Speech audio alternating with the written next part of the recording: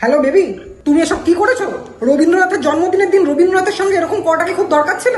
WhatsApp স্ট্যাটাসে পরমব্রত ছবি দিয়ে তুমি হ্যাপি বার্থডে রবি ঠাকুর লিখেছো। তা তুমি যখন জানো ওটা ইয়াং রবীন্দ্রনাথ না, তাহলে কেন দিলে? পরমব্রতকে বেশি অ্যাস্থেটিক লাগছে দেখতে। মাই গড, নিজের ছবি দিয়ে পিছনে যে গানটা দিয়েছো ওটা রবীন্দ্রসঙ্গীত নয়, আমার ভিতরে বাহিরে অন্তরে অন্তরে রবি ঠাকুর লেখেননি। মানেটা কি, লোকে তোমার কোমর দেখবে গান শুনবে না? অবশ্য সারা বছর ধরে টেলর সুইফট আর কে-পপ শুনলে তো এরকমই হবে।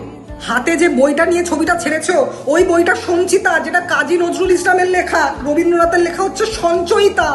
আরে আবার বলে বই কেউ দেখবে না, তোমায় দেখবে মানে। ছবির কথা না হয় বাদ দিলাম, কমেন্ট সেকশনে একটা ছেলে লিখেছে পুরো শেষের কবিতা লাবণ্য। তুমি কি রিপ্লাই দিয়েছো? I also love that poem. Shesher Kobita is not a কবিতা।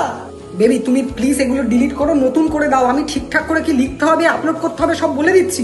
মানেটা কি 25,000 ভিউ পড়ে গেছে বলে?